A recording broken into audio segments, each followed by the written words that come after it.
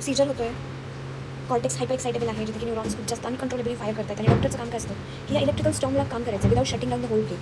त्यातून काय करतो व्हॅल्प्रोएट देतो, व्हॅल्प्रोएट ॲसिड सोडियम व्हॅल्प्रोएट, जे की ब्रॉड स्पेक्ट्रम अँटी एपिलेप्टिक आहे. हे absence seizure, GTCS, myoclonic generalise tonic seizure, myoclonic tonic Lennox डेस्कटॉपमध्ये हे काम करतो. आणि also use in bipolar disorder, migraine problems. याचे थेरॅप्युटिक लेवल 50 ते 100 microgram per ml, dose 300 mg/d, 1 gram BD पर्यंत. इथोसॅक्सिमाइड इकडचं पण घ्या औषध. केस फार पडतात इकडे, कुठे घेतात कळत नाही. नंतर इथोसॅक्सिमाइड ॲब्सेंट सीजरचा ड्रग ऑफ चॉईस आहे.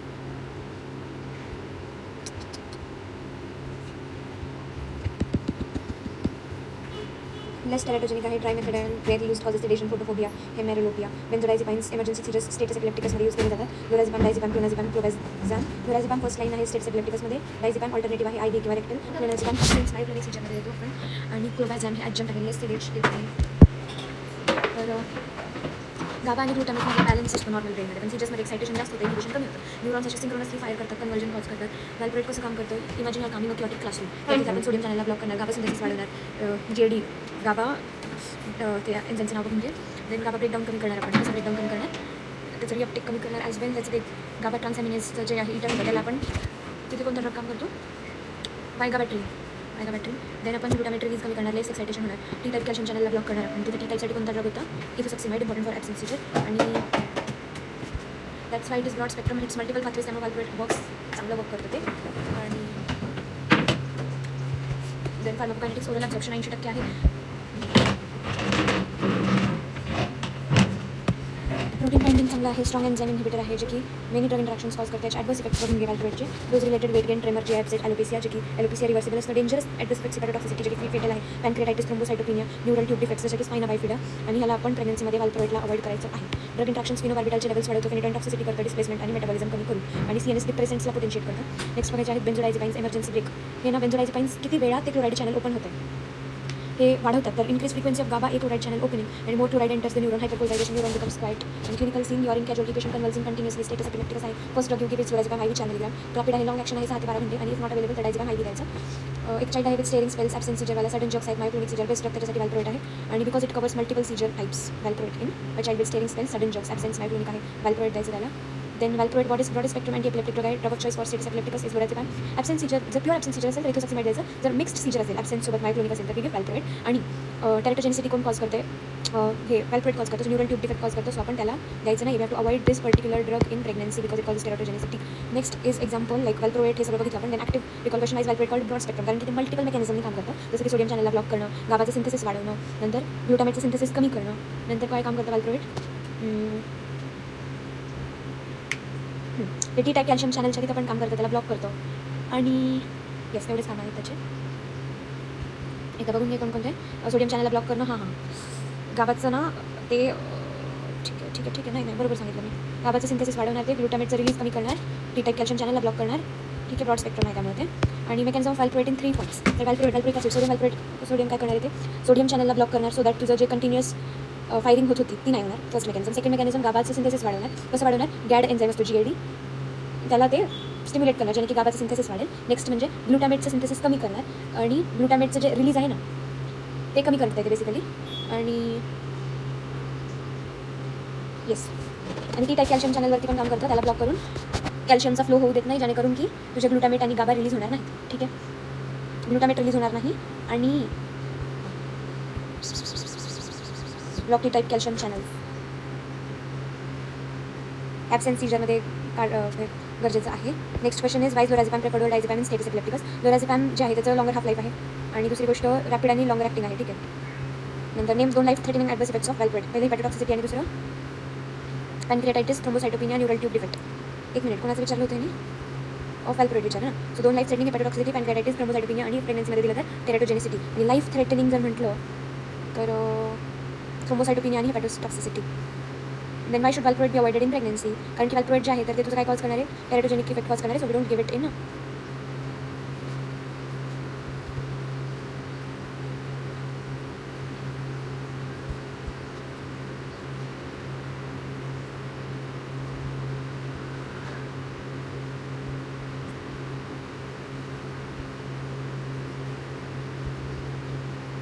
because it works against many seizure types: absence, GTCS, myoclonic, atonic, partial seizure, Lennox-Gastaut syndrome. Alfred works against many types of seizures. Why? Because it acts through multiple mechanisms simultaneously. Blocks voltage this, then activates this enzyme, inhibits GABA breakdown. GABा breakdown बद्दलचं नाही बघितलं होतं मी. ठीक आहे, पण तिथं तर आपण ते वायगाबॅट्रीन वेगळं ड्रग बघितलं होतं ना. तर ठीक आहे, glutamate release blocks T-type calcium channel. Then lorazepam preferred longer anti-seizure action, produces more sustained effect, also less thrombophlebitis, better retention in CNS. Lorazepam का बरं चांगले स्टेटस एपिलेप्टिकसमध्ये? लेस थ्रोम्बोफ्लेबायटिस आणि better retention in CNS. Then 2 life threatening स्पीटल hepatotoxicity and pancreatitis, thrombocytopenia. Why should valproate be avoided in pregnancy? Teratogenic, causes neural tube defect, especially spina bifida in foetus. ठीक आहे,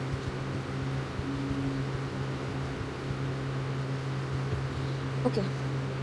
आता असा एक patient आहे जो की फर्स्ट लाईन ड्रग्सला रिस्पॉन्ड करत नाही आणि सीजर्स तरी पण होत आहे. तर आपण काय करणार? आपण add on, now you as a doctor need add on weapons, new anti epileptics पाहिजे. So these are mostly add on drugs, adjunct therapy with better safety, fewer interactions. ठीक आहे, आणि सीजर आहे, ग्लुटामेट वाढलाय, गामा कमी आहे, then drugs act bye गाबा वाढवणार, glutamate कमी करणार, आयन चॅनल सोडियम कॅल्शियमला ब्लॉक करणार. ड्रग्स कोणते? वायगाबॅट्रीन, टायगाबिन, देन गाबापेंटिन, प्रेगाबॅलिन, टोपिरामेट. टोपिरामेट आपण कुठं बघितलं होतं? टोपिरामेट हे जे ना AMPA स्पीकरला ते ब्लॉक करत होतं, AMPA रिसेप्टरला ब्लॉक करत होतं. आणि नेक्स्ट झोनिसामाइड, लॅमोट्रायजिन आपण कुठे बघितलं? सगळ्यात आधी आपण बघितलं लॅमोट्रायजिन सोडियम ब्लॉक करताना. देन बघितलं आपण लॅमोट्रायजिन, गाबापेंटिन, हे दोघं काय करत होते? कॅल्शियम चॅनलला ब्लॉक करत होते, सोडियम चॅनल कॅल्शियम चॅनलला ब्लॉक करत होते.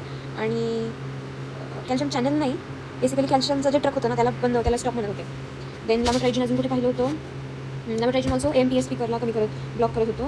ठीक आहे, नेक्स्ट फेल्बॅमेट NMDA ब्लॉकर आहे. Then rufinamide metabotropic glutamate receptor subtype 5ला ब्लॉक करत होतं. आणि पहिले तर सोडियम चॅनलला ब्लॉक करत होतं. ठीक आहे, रुफिनामाइड युज्ड इन Lennox-Gastaut आणि फोकल सीजर्स. देन पेरॅम्पॅनिल हे कुठं काम करत होतं? AMPA रिसेप्टरला ब्लॉक करत होतं. लेविटिरासिटेम स्पाय आहे जो की न्यूरो मॉड्युलेटर आहे. तो काय करणार? SV2A प्रोटीनला तिथं त्या पर्टिक्युलर म्हणजे सिनॅप्टिक वेसिकलवरती ट्रान्समेम्ब्रेन प्रोटीन असतो, त्या प्रोटीनला जाऊन तो बाइंड करतो आणि न्यूरो मॉड्युलेशन करतो, म्हणजे गाबाचं सिंथेसिस वाढवतो, गाबाचं रिलीज वाढवतो आणि ग्लुटामेटचं रिलीज कमी करतो. ठीक आहे, लॅकोसामाइड कुठे बघितलं होतं? लॅकोसामाइड 2 ठिकाणी बघितलं होतं. पहिल्यांदा तर लॅकोसामाइड काय करत होतं? सोडियम चॅनल ब्लॉक करत होतं. आणि दुसरं लॅकोसामाइड जे आहे स्टॉप जीनला बंद करत होतं, BDNF आणि न्यूरोट्रॉफिक फॅक्टरला नव्हतं काम करू देत. देन सिनोपॅमेट आहे. ठीक आहे, असे 12 ड्रग्स बघायचे: वायगाबॅट्रीन, टायगाबिन, गाबापेंटिन, टोपिरामेट, लॅमोट्रायजिन, फेल्बॅमेट, पेरॅम्पॅनिल आणि लेविटिरासिटेम. ठीक आहे, आता उलटा जातो. आधी बघ सिनोपॅमेटबद्दल, जे की सोडियम चॅनल ब्लॉकर आहे. ठीक आहे, एक ॲड कर आणि गाबा ॲक्टिव्हिटी वाढवते.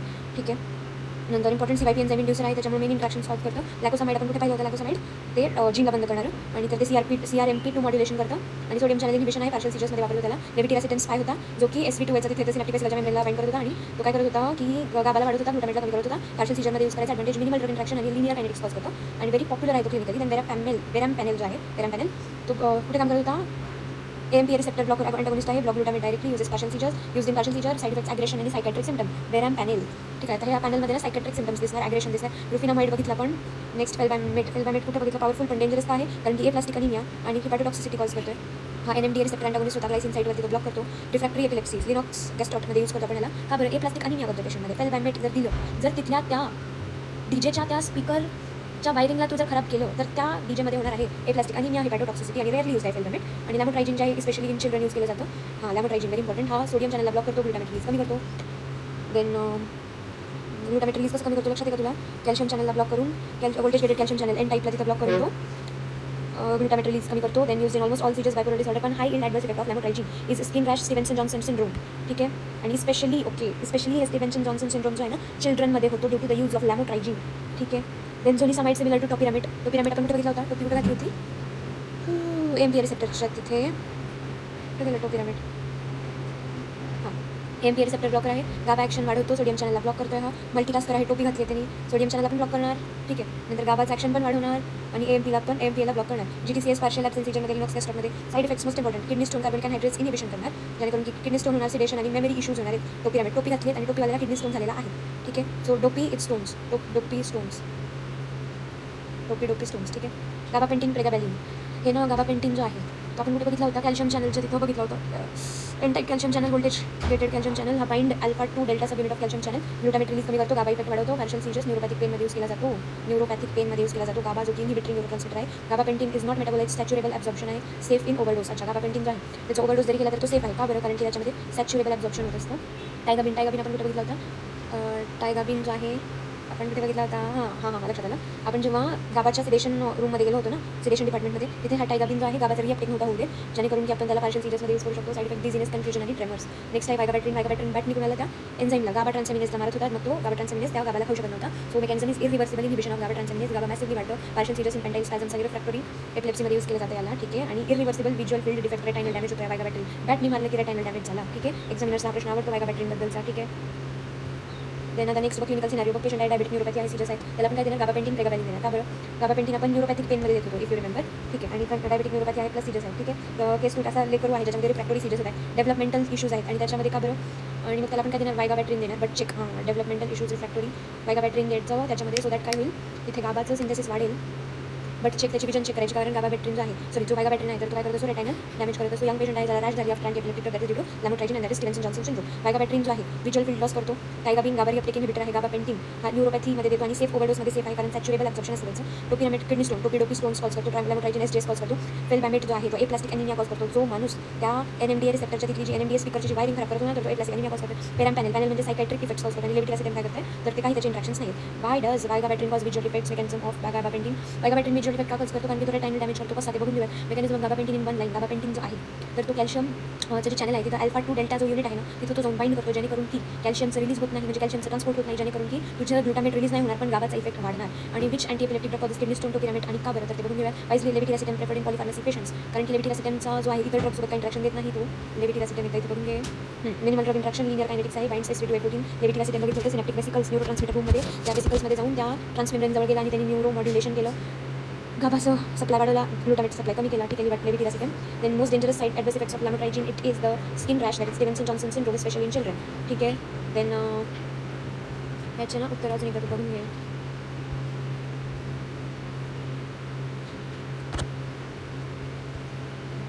Why does vigabatrin cause visual defect? Because it can cause peripheral retinal atrophy, leading to irreversible visual field defect, tunnel vision type.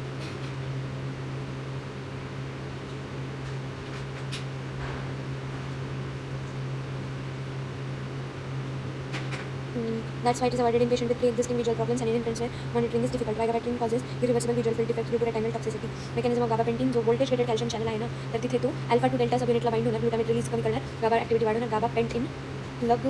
Gabapentin in plugs calcium plugs the calcium channel. ठीक आहे. Which anti epileptic drug causes kidney stone आणि व्हायटोपिरामेट also झोनिसामाइड. I guess मी झोनिसामाइडबद्दल नाही बघितलं. झोनिसामाइड जो आहे ना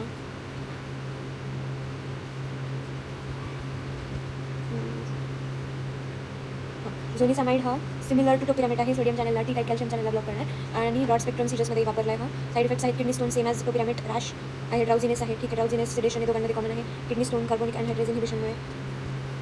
then तर which anti epileptic causes kidney stone आणि का कारण की टोपिरामेट झोनिसामाइड काय करतात कार्बोनिक अनहायड्रेज एन्झाइमला ब्लॉक करतात, इनहिबिट करतात, जेणेकरून की रिनल स्टोन फॉर्मेशन न्यूरोलिथियासिस होतं. Topiramate stone because carbonic anhydrase inhibition. Then why's levetiracetam preferred in polypharmacy patients because it has minimal drug interaction, linear elimination kinetics and no major enzyme induction or inhibition. So if patient is already taking many medicines, then it is a safe choice to give levetiracetam. Most dangerous adverse effect of lamotrigine बघितलं आपण.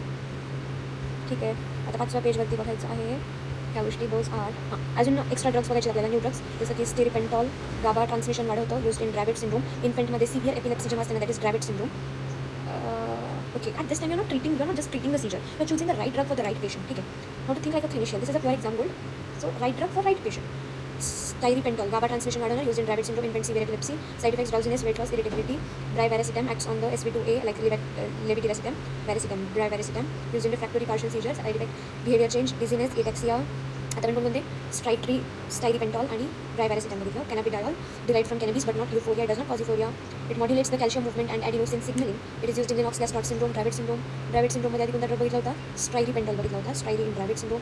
याचे कॅनाबिडायॉलचे काय आहेत? Fever, weight loss, liver enzyme वाढवतो. These are it side effects. Then what are the guidelines for anti epileptic use?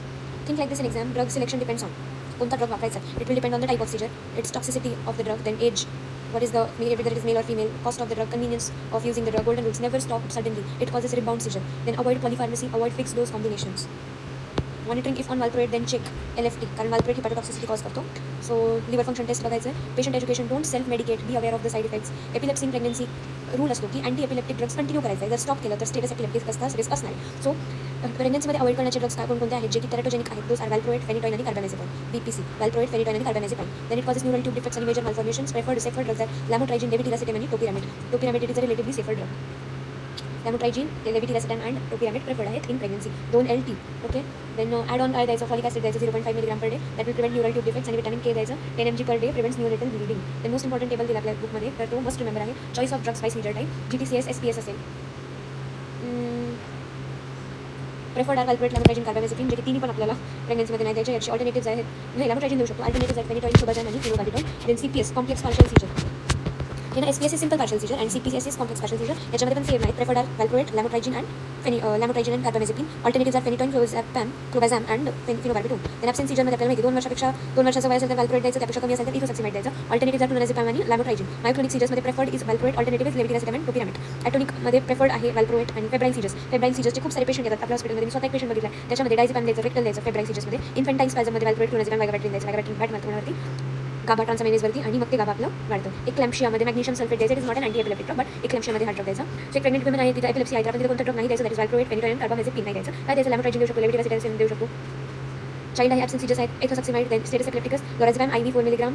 Then एक्लॅम्शियामध्ये magnesium sulphate, valproate, it is but dangerous in pregnancy. Lamotrigine safe allrounder, levetiracetam clean drug, no interactions. ठीक आहे, levetiracetam no interaction लक्षात ठेव. Lorazepam emergency saver आहे. Why should anti epileptic not be stopped suddenly? कारण ते suddenly cause केलं तर rebound seizures होतात. आणि why is valproate avoided in pregnancy, कारण टेरेटोजेनिक आहे, drug of choice in eclampsia, magnesium sulphate, which is not an anti epileptic drug. Best choice for absent seizure in 1 year old, ethosuximide आणि why is levetiracetam preferred in many patient, कारण त्याची कोणत्या other ड्रग्सवरती interaction नाही करत, ते it is safer drug आहे. Okay, clean drug आहे.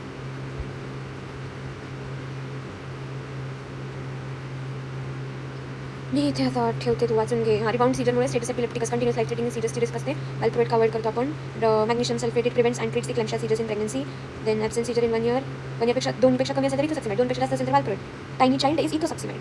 लेव्हिटिराझेपॅम, minimal drug interaction, linear kinetics. मी फक्त ड्रग इंट्रॅक्शनबद्दलच बोलते, पण बाकीचे पण पॉईंट्स लिही. लिनियर कायनेटिक्स आहे, प्रेडिक्टेबल आहे, गुड सेफ्टी प्रोफाईल असते आणि useful in patients taking many medications. पॉलिफार्मसीमध्ये ते युजफुल आहे, कारण त्याचं ड्रग इंट्रॅक्शन कमी आहे. लिनियर कायनेटिक्स आणि गुड सेफ्टी प्रोफाईल आहे. ठीक आहे, in this way I have finished with the chapter known as anti epileptic drugs.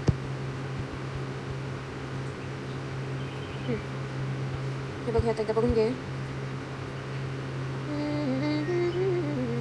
कॅनॅबिडायोल, brivaracetam, stiripentol, then stiripentol, cenobamate, lacosamide, levetiracetam, lamotrigine, felbamate, tofinamate, perampanel, then zonisamide, topiramate, vigabatrin, tiagabine and gabapentin, pregabalin. ठीक आहे.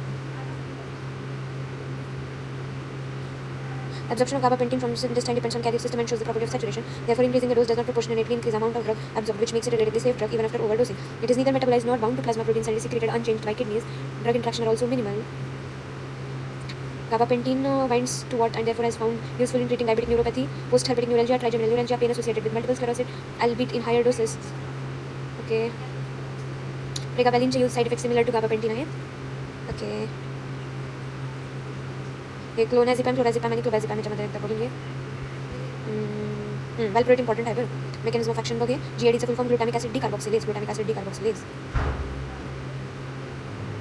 Weight increases the GABA activity. हां, GABA असतो ना, तर तो nothing but ग्लुटामेटपासून बनलेला असतो. हे बघ, गाबा कसं बनतो तुझ्या आठवतं आहे का?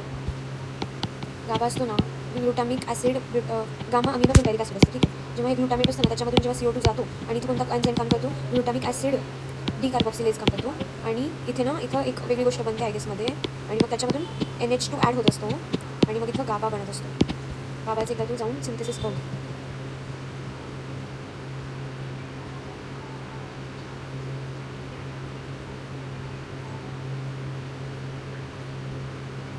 हां, इथे बघ, ग्लुटामेट आहे. हा ग्लुटामेटमधून गाबा बनतो.